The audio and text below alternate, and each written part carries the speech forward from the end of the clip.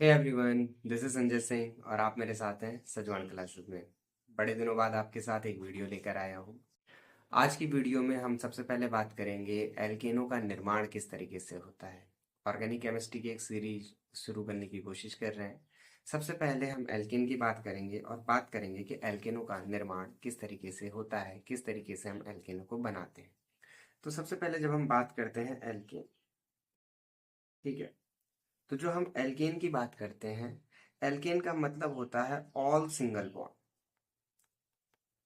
जो सभी के सभी सिंगल बॉन्ड होते हैं वो मौजूद होते हैं इसमें, चाहे वो कार्बन कार्बन हो या कार्बन हाइड्रोजन के बीच में।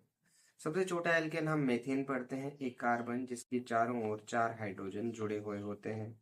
ये आपका सबसे पहला एल्केन कहलाता है। ठीक, अगर अब हम इसी एल्केन में आगे बढ़ें कि ये एल्केनों का निर्माण कैसे होगा, तो पहला मेथड, ये पहली विधि जो हमारी है, इस विधि को हम बोलते हैं असंतृप्त हाइड्रोकार्बन या अनसैचुरेटेड अनसैचुरेटेड, जिसे असंतृप्त बोलते हैं, असंतृप्त हाइड्रोकार्बन से। असंतृप्त वो जिन सभी के पास या तो डबल बॉन्ड हो या फिर ट्रिपल बॉन्ड हो, या तो द्विबंध हो या त्रिबंध हो, उन्हें असंतृप्त बोलते हैं। तो सामान्यतः हम एल्कीन और एल्काइन को असंतृप्त बोलते हैं। असंतृप्त हाइड्रोकार्बनों से अगर हमने संतृप्त हाइड्रोकार्बन या एल्केन बनाने हैं तो हम किस तरीके से बना सकते हैं। तो इसमें हमारा सबसे बेसिक तरीका है कि हाइड्रोजन जोड़ दो। जैसे ये आपका एथेन है, सॉरी एथीन है, और एथीन में आपके दो डबल बॉन्ड, एक डबल बॉन्ड दिख रहा है। अब हमारा मेन काम है कि जो ये डबल बॉन्ड नजर आ रहा है यहाँ पर, इसको तोड़ के हमें कुछ नया बनाना है। और अगर हम इसे तोड़ के कुछ नया बनाने की कोशिश कर रहे हैं तो उस परिस्थिति में यहाँ पे हमें कुछ नया जोड़ना है। मैंने बोला कि आपको एक्चुअली एथीन से एथेन बनाना है, ठीक है। तो जो एथीन से एथेन का निर्माण होगा, तो आप सीधा सीधा देख सकते हैं यहाँ पे एथीन से एथेन के निर्माण में इस डबल बॉन्ड को तोड़कर ये दो नए हाइड्रोजन जुड़ेंगे। अब हाइड्रोजन का जुड़ना हम इसे बोलते हैं हाइड्रोजिनेशन। हाइड्रोजिनेशन, हाइड्रोजनीकरण। हाइड्रोजनीकरण का मतलब हाइड्रोजन का जुड़ना। और अगर इसके आगे मैं डी लगा दूं तो डिहाइड्रोजनेशन मतलब हाइड्रोजन का हटना। ठीक है, अब यहाँ पे हाइड्रोजन का जुड़ना है। अब आपने बोल दिया रिएक्शन इसी तरीके से होगी, लेकिन ये सबसे कॉमन सी बात है कि जो एल्केन होते हैं इन्हें पैराफिन्स पढ़ा जाता है। पैराफिन का मतलब जो बहुत कम सक्रिय हो, इनकी एफिनिटी बहुत कम हो। ठीक है, तो पैराफिन होने की वजह से हमें यहाँ पे कुछ उत्प्रेरकों को या कैटलिस्ट की जरूरत पड़ती है। तो हम generally PT, PD, platinum, palladium और निकिल, NiPt और पीडी, ठीक है। तो एक आपका निकिल होता है, दूसरा प्लेटिनियम होता है और तीसरा पैलेडियम होता है। इन तीनों में से किसी भी एक की उपस्थिति में हम ये रिएक्शन कराएंगे, आपका हाइड्रोजन असंतृप्त बिंदु पर आकर जुड़ेगा और दोनों को एक एक हाइड्रोजन दे देगा। थोड़ा इसे दर्शाने की कोशिश करते हैं कि ये होता कैसे है। ठीक है, तो मान लिया एक एग्जांपल ले लेते हैं। एक एग्जांपल आपको देके बताता हूँ कि यहाँ पे CH3 single bond, CH double bond, CH2 हमारे पास मौजूद है। ठीक है, अब मैं जब इसमें प्लस करूंगा H2, दो हाइड्रोजन, मतलब हाइड्रोजनों के एक बॉन्ड को, और in the presence of Pt, Pd और Ni, निकिल, प्लेटिनियम और पैलेडियम की प्रेजेंस में। ठीक है, तो ये रिएक्शन आगे बढ़ेगी। मैं इसे डाउनवर्ड लिख रहा हूँ।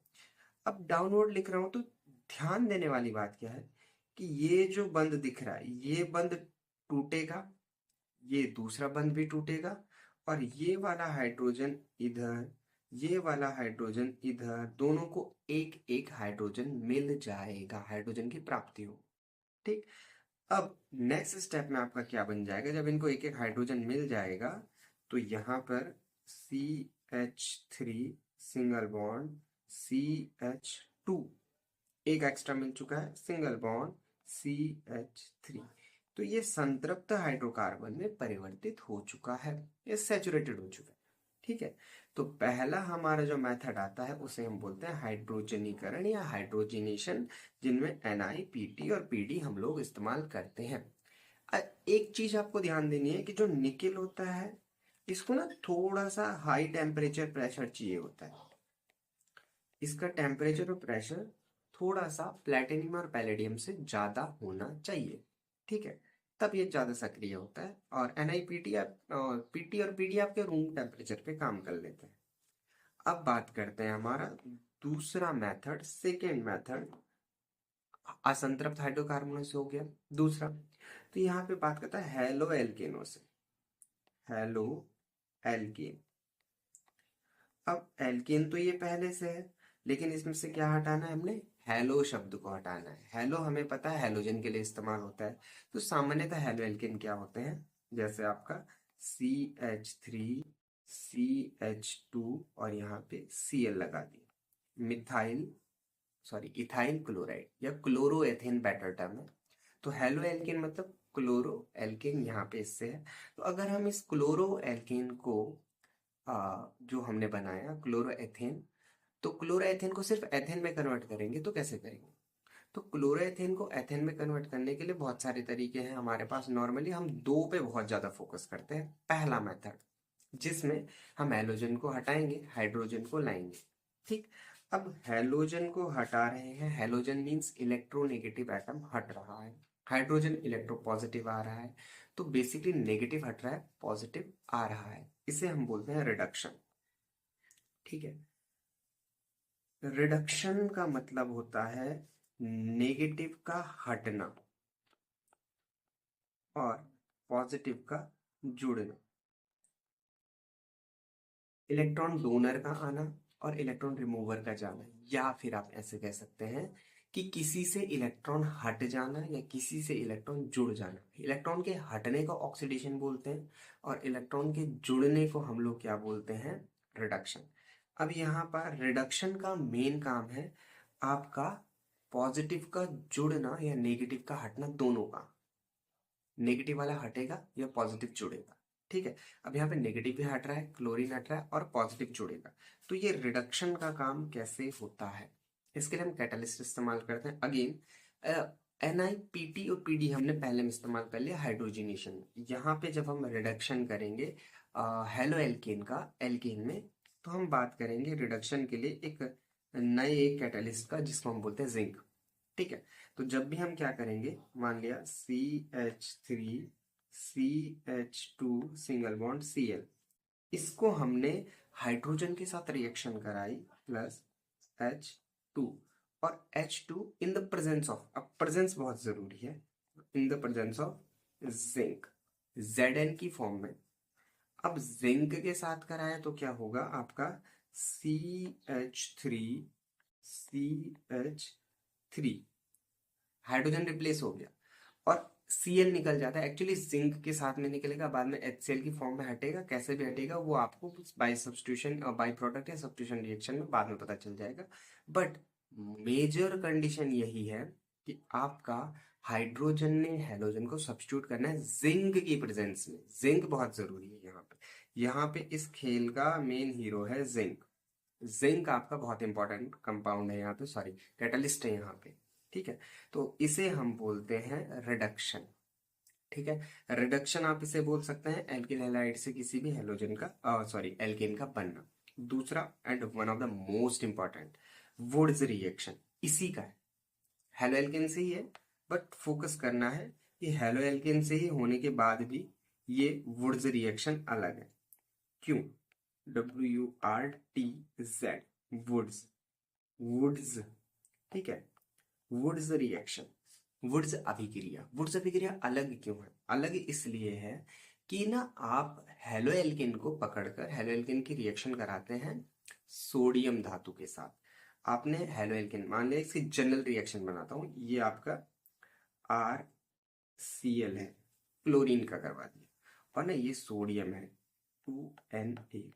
अब दो क्यों लिखे, क्योंकि इधर एक और जोड़ने वाला हूं Cl single bond R, 2 R जोड़ दिए। अब हम इसे कराते हैं शुष्क ईथर, ड्राई ईथर। अब ड्राई क्यों रखा, ये सवाल मैं आप पे छोड़ता हूँ कि ड्राई क्यों रखना पड़ता है, शुष्क की जरूरत क्यों पड़ती है, नमी वाला क्यों नहीं रख सकते। ठीक है, शुष्क ईथर, और ईथर ही क्यों रखा, ये भी आप सवाल पूछ सकते हैं, बट मैं ये आपके लिए छोड़ता हूँ, आप ट्राई करना। ठीक है, आपको इंटरेस्टिंग आंसर मिलेगा। बट जब भी देखो ये Cl और ये सोडियम आपस में रिएक्शन करते हैं, अब देखो एक आर लेफ्ट साइड एक आर राइट साइड, दोनों साइड आर है। ठीक है, तो ये जो दोनों आर है, एक इस टर्मिनल का एक इस टर्मिनल का, ये दोनों आर आपस में जुड़ जाएंगे, आर सिंगल बॉन्ड आर। और अलग क्या हुआ, देखो यहां से 2Na और 2Cl अलग हुए, तो आप अलग हो जाएगा 2NaCl, सॉल्ट अलग हो गया, लवण अलग हो गया, फोकस विस्फेरा आर सिंगल बॉन्ड आर। अब देखो अगर इधर भी एक हाइड्रोक्लोर कार्बन है, इधर भी एक कार्बन है, दोनों साइड कार्बन है, इसका मतलब इसमें जो ये आर सिंगल बॉन्ड आर मिला, इसकी इंपॉर्टेंट प्रॉपर्टीज में नंबर 1, ये हमेशा सम संख्या वाला मिलता है, सम संख्या में कार्बन। और दूसरा देखो ये आर आर दोनों साइड है, मेन फोकस कहाँ करना है, इस आर आर में चेन बड़ी हो रही है, कार्बन चेन नंबर 2 बड़ी कार्बन चेन मिलती है, या जनरली अपने से दुगनी बोल सकते हो, ट्वाइस बोल सकते हो, क्योंकि उसी से बना है। ठीक है, एनसीईआरटी का एक बड़ा फेमस सा क्वेश्चन है कि अगर ऐसा नहीं होता, अगर आप ना सेम कार्बन नहीं जोड़ते, मतलब CH3Cl और C2H5Cl करते हो, तो क्या प्रोडक्ट बनेगा। ठीक है, इंटरेस्टिंग है, आप ट्राई करोगे वुड्स रिएक्शन सेम तरीके से करना, आपको ना मल्टीपल आंसर मिलेंगे, तो मजा आएगा। ठीक, खैर हमारा सेकंड है वुड्स रिएक्शन, और वुड्स रिएक्शन की खास बात यह है कि सम संख्या वाले कार्बन मिलते हैं। इस पे एक क्वेश्चन भी आया था, आई थिंक सो 2024 नीट का क्वेश्चन है, जिसमें आपको ऑप्शन दे रखे हैं कि किस में और या कौन सी यील्ड, जो कौन सा उत्पाद है वो वुड्स अभिक्रिया द्वारा अच्छे से नहीं बनता, फोकस करना, अच्छे से नहीं बनता। कई बार ना स्टूडेंट क्या करते हैं कि ये डिफिकल्ट नाम होने की वजह से 2,3 आया आपका, कि 2,3 डाइमिथाइल ब्यूटेन करके, तो 2,3 डाइमिथाइल ब्यूटेन नहीं बनता, एग्जैक्टली गलत जा रहे हैं, क्योंकि ब्यूटेन में 4 कार्बन होते हैं। यहाँ पे मैंने बोला सम कार्बन संख्या, सम संख्या वाले कार्बन देखना है, अगर उसमें ना कार्बन की संख्या ही सम आ गई, तो आप वो बन सकता है। ठीक है, बाद में बात करेंगे कैसे, बट बन सकता है। लेकिन यहाँ पे एक विषम वाला भी आपका ऑप्शन में दिख रहा है। अब जो आपका विषम में दिख रहा है, आप उसको पॉइंट आउट करेंगे कि विषम वाला मुश्किल से बनता है, बहुत कम है, रियर केसेस है। ठीक है, विषम के लिए आपको 2-3 तरीके के मिलाने पड़ेंगे हेलो एल्केन। ठीक, तो ये सेकंड मेथड हो गया आपका halo alkane, and Wurtz reaction is important, खासकर 12th वालों के लिए तो बहुत जरूरी है। ठीक है, बोर्ड में ये कई बार सवाल पूछा जा सकता है, कंपटीशन के लिए तो one of the most important, क्योंकि नेमिंग रिएक्शन है प्लस इसमें कॉन्सेप्ट है कि आपका कौन सा बन सकता है कौन सा नहीं। ठीक, अब आते हैं थर्ड मेथड और आखिरी मेथड, जिस पे हम बात करने वाले हैं कि कौन से मेथड से हमारा अगला बनेगा। तो थर्ड जो है आपका, वो हम बोलते हैं सॉल्ट ऑफ कार्बोक्सिलिक एसिड। आप सिंपल सी भी बोल सकते हो कि from carboxylic acid, from carboxylic acid. Carboxylic acid का सबसे पहले हम लवण बनाते हैं, लवण बनाते हैं तो कार्बोक्सिलिक एसिड्स के जो सॉल्ट बनते हैं, सॉल्ट का मतलब क्या होता है, देखो आपने अम्ल क्षार मिलाया, अम्ल क्षार के बाद जो आपका बना वो लवण कहलाता है। ठीक है, नेगेटिव पार्ट पॉजिटिव पार्ट आपस में जुड़कर लवण बनाते हैं और उसका पानी कम हो जाता है। अब फोकस करते हैं कि कार्बोक्सिलिक एसिड के सॉल्ट क्या होते हैं। कार्बोक्सिलिक एसिड का जनरल फॉर्मूला होता है RCOOH। ठीक, इसका जो लास्ट का H है, अगर मैं इसे रिप्लेस कर दूं किसी सॉल्ट के या किसी, क्योंकि ये एसिड है, क्षार के आप बोल सकते हो धनायन से। ठीक है, क्षार के किसी धनायन से अगर मैं रिप्लेस कर दूं, कैटायन से रिप्लेस कर दूं, तो यहाँ पे क्या बनेगा आपका RCOO, और मैंने ना Na रिप्लेस कर दिया, NaOH के Na से रिप्लेस कर दिया, तो ये जो RCOO Na बना, एक्चुअली में यही RCONA आपका क्या होता है, सॉल्ट होता है। अब हमारा मेन काम है कि कार्बोक्सिलिक एसिड की सॉल्ट से हमने रिएक्शन करानी। इसमें भी दो हिस्से हैं। पहला है हमारा नंबर 1 डिकार्बोक्सिलेशन। डिकार्बोक्सिलेशन डी, देखो डी इस क्या है, डिहाइड्रेशन, हाइड्रेशन के ऊपर लगा था, हाइड्रेशन पानी का जुड़ना, डिहाइड्रेशन पानी का हटना, ठीक है। डिहाइड्रोजिनेशन, हाइड्रोजिनेशन मतलब हाइड्रोजन का जुड़ना, और डिहाइड्रोजिनेशन मतलब हाइड्रोजन का हटना।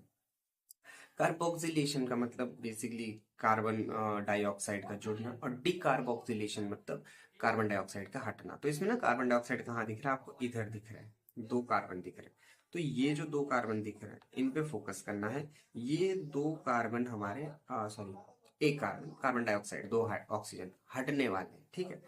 अब डिकार्बोक्सिलेशन कैसे करते हैं, सिंपल सा मेथड है, बहुत ज्यादा टेंशन लेने वाली बात नहीं है। सिंपल सा है कि डिकार्बोक्सिलेशन जब भी आप करेंगे, डिकार्बोक्सिलेशन के लिए आपको क्या करना पड़ेगा। सर एक तो आपका ऑलवेज होगा नंबर 2 में। तो पहले हम डिकार्बोक्सिलेशन करते टाइम इसके लिए ना हम लोग NaOH with calcium oxide use करते हैं, ठीक है। कैल्शियम ऑक्साइड के साथ हम NaOH यूज करेंगे। इसको हम पर्टिकुलर बोलते हैं सोडा लाइम, ठीक है। तो हम यूज करते हैं सोडा लाइम।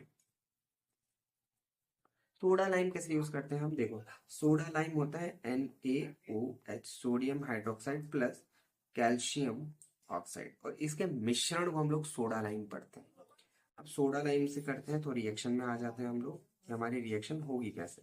देखो मैंने CH3COON प्लस NaOH, ठीक है, दोनों की रिएक्शन कराई।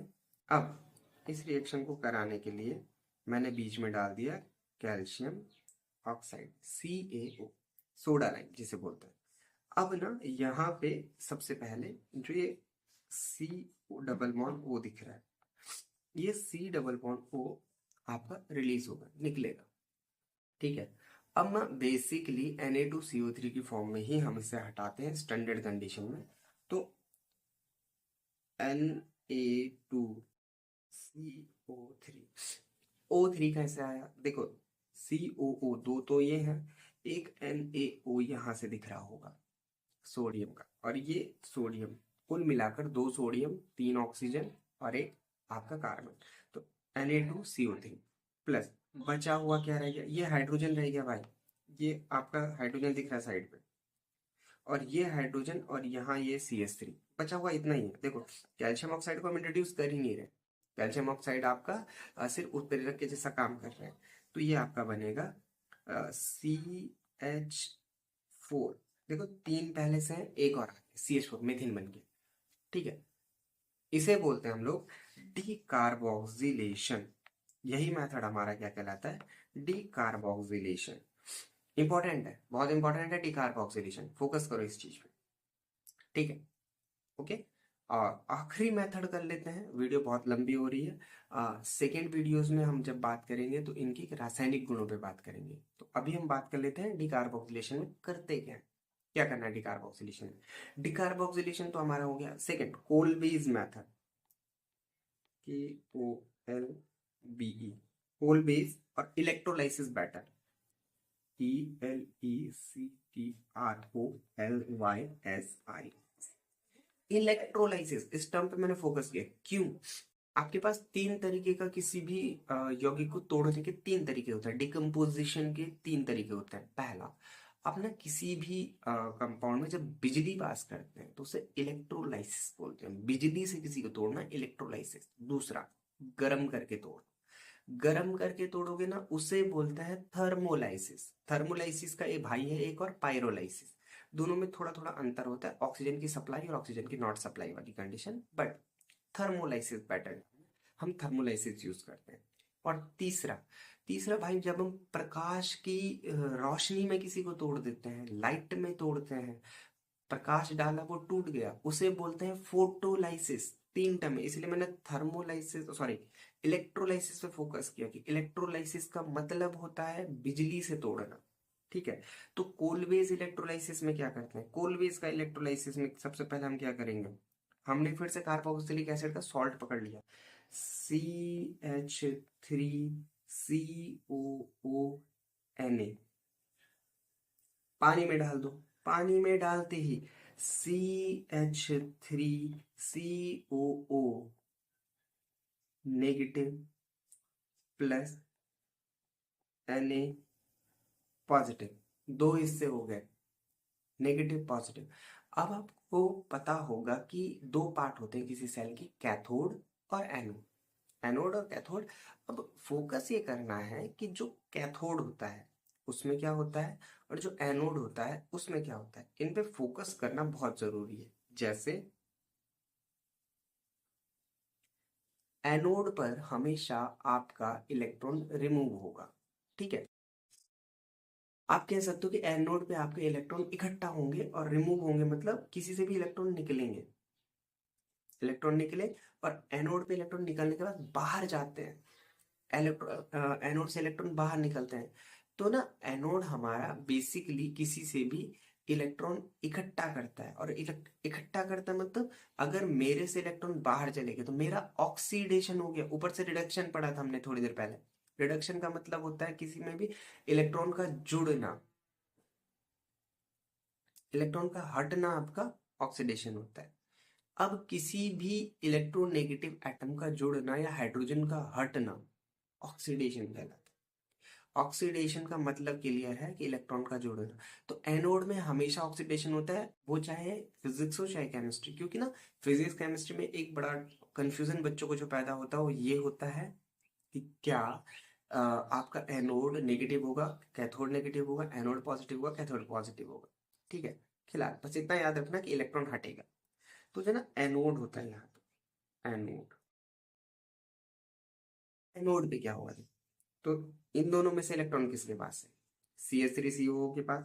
तो जो आपका ना CH3COO होगा इस पे जाना है, देन CH3COO ये आगे टूटेगा, टूटेगा कैसे, CH3, ठीक है, plus CO2, carbon dioxide gas, gas बाहर निकल गई।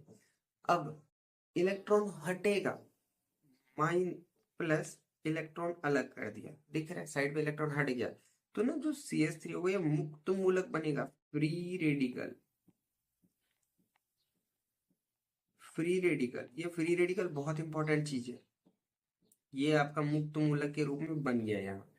इस मुक्त मूलक पे फोकस करना है। अभी देखो, अब यहाँ पे क्या निकला, पहले कार्बन डाइऑक्साइड मुक्त हो गई, रिलीज हो गई, किस पे, एनोड पर। एनोड पे आपने बोला -CO2 हो गया, कार्बन डाइऑक्साइड रिलीज हो गई। ध्यान देना है, दूसरा दूसरा फोकस वाली बात क्या है कि जो आपका फ्री रेडिकल बना CH3, अब ना ऐसा तो नहीं है कि अकेला फ्री रेडिकल हो, किसी दूसरे का फ्री रेडिकल भी आ सकता है, मतलब एक और आ सकता है। तो एक और CH3 डाल दिया यहाँ पे, देखो इसे दूसरे कलर से दिखा दिया। और ना दो फ्री रेडिकल आपस में जुड़ेंगे तो CH3 सिंगल बॉन्ड, अच्छा दूसरे वाले का कलर फिर से वही कर लेते हैं, CH3 दोनों जुड़ गए, एक CH3 दूसरे CH3 से जुड़ गया, एथेन बन गया। अब देखो यहाँ पे अगेन एथेन बना, फोकस करो, सम संख्या में बना, बस वुड्स वाले काम हो गए सेम, सम संख्या में बना। और सम संख्या में बना और दूसरा आपका छोटा नहीं बना, मुक्त मूलक से बना है। और कहाँ पे बना है, एनोड पर।